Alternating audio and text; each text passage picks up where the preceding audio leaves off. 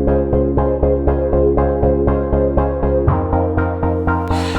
know, ay caramba, pero ahora esta cosa tan estúpida que este... Ay, qué increíble todas estas cosas, pero me pasan aquí. Jesus. Nothing broke.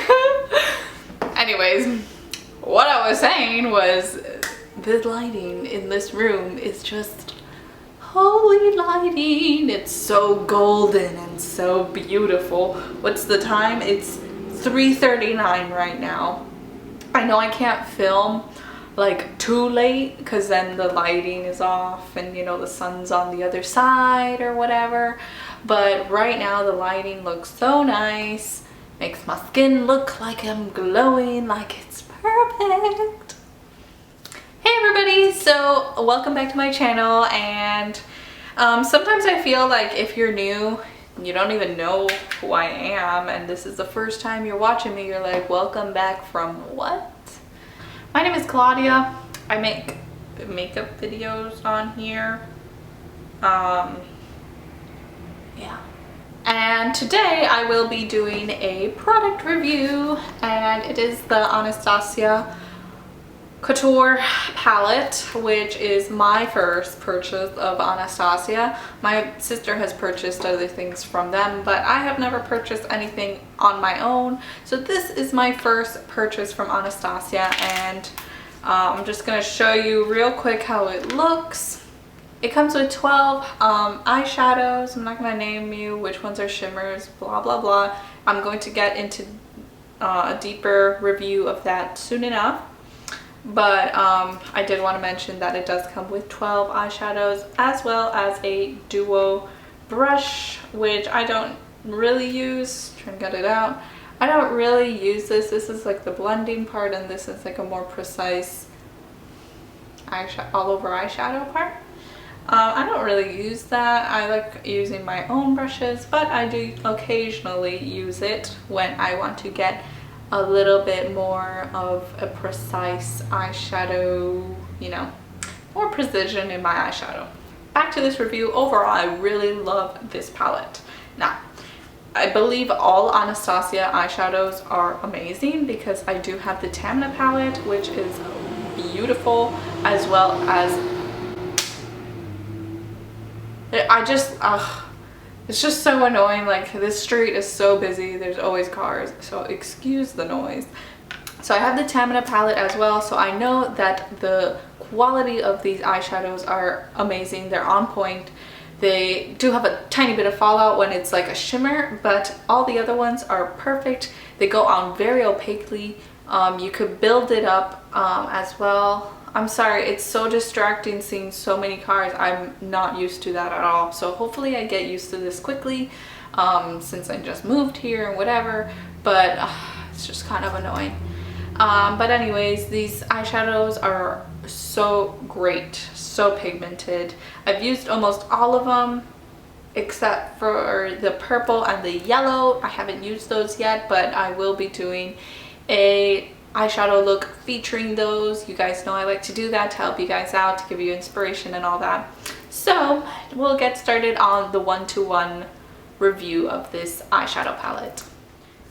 So the first one we have is a soft peach, and that is a very light color. I like to use that as a base sometimes or as a highlighter. The next one is Morocco, and I usually use that as either a transitional color. I put that all over the crease, as well as just as a color that I put on the crease, and I love that color. I think it goes well with a lot of different colors in here.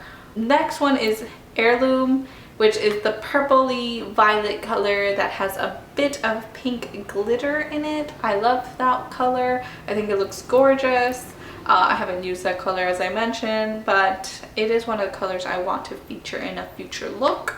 The next one is Bellini, and that is a very soft shimmery color, like a champagne color. The next one is Pink Champagne, which is a little bit difficult to use. I like to use it with Fix Plus. It holds the glitter sparkles a lot better, and I like to use this in the inner corners of my eye to brighten it up. I'm not sure why it says pink champagne. There's no pink in here that I can see. It's actually very, very silvery. I'm not really sure. The next one is Chic. Oh, that's another color I haven't used. It's kind of like a seafoam green, very difficult to use. Still gorgeous, but very difficult. The next one in the second row is called Spoiled, and that's also kind of like, I don't really like that color at all. I don't see it come up. It's kind of like Bellini. It doesn't really come up that well. It's just very shimmery. The following color is Fudge, which I absolutely love. That is a perfect color to do a smoky eye, like a brown smoky eye. You just build that up and it looks amazing. And I also usually always pair this with Morocco, and I think it looks so gorgeous, very warm. And even though I have brown eyes, it does bring out the lightness and the golden touches in my eyes. At least in my own opinion, I like to believe that. Next one is Azure, and if you remember, I did do a eye look featuring this color, and if you want, I'll leave a link down below so you guys can go and check that out. But it is a beautiful, very deep, like a cobalt blue. It is kind of necessary to use Fix Plus with this because it is a little hard to build up. I did build it up in my eyeshadow look. I didn't use Fix Plus or anything, but I do recommend using Fix Plus for some of these eyeshadows because it'll just pick up the color a lot better. The next one is Intense Gaze, and that is a very pinky color. I love this color. I think it would look so well by itself, but also very nicely paired with Morocco. It is a very pale pink, so it's not going to look like you have pink eye, which is one of the worst things ever. Very hard to do pink and red. Those are very difficult colors. The next one is Metallic, and that is a yellow color, which I'm not very sure why it says it's called metallic. I mean, you could call anything metallic, but the yellow color is very, very intense. It looks more intense in person and everything, but again, if you use the Fix Plus, then it'll look even better. I think this is a color I would only use in the inner corners just because it's so intense, and yellow is kind of a difficult color for me to use. The last one is Noir, and that's one of my favorite colors. It's not a color I use very often because black is very difficult to use, especially with my eyes. Well, with any eyes actually, because if you use too much black, it will make your eyes look like they are closed or just drooping, and I like my eyes to look very open and just popping, and this is a very difficult color. But if you use it with a lot of browns and a lot of soft taupes, then it would be a lot better, a lot easier to blend out and everything, and it will just deepen up your smoky eye and just looks amazing with a lot of browns. So that is a color that is very easily blended. Like, I don't find many blacks that are easy to blend, but this one is not very drying. It's actually very, I don't want to say moist, but it is a little moist because these are very easy to blend eyeshadow, so I guess it would be creamy. Creamy would be a better word to use. So those are the 12 colors that come in the Anastasia Couture palette. I know that the new palette came out, which I can't remember the name, but it already has some colors from this palette as well as the Tamina palette, so I didn't feel the need to buy it. The only palette that I really wish I would have gotten was the Amarezzi palette, which came out so long ago, but whatever. Like, these eyeshadows are really pretty. I don't feel the need to go out and buy the new palette. I'm waiting for something more amazing to come out. So I really like this eyeshadow. I think it has amazing colors. It has basic colors and as well as very fun colors. It also has very sparkly eyeshadows that I could use in a more festive way, as well as an everyday version. Like Morocco, I always use every day pretty much. So this palette I think is $30.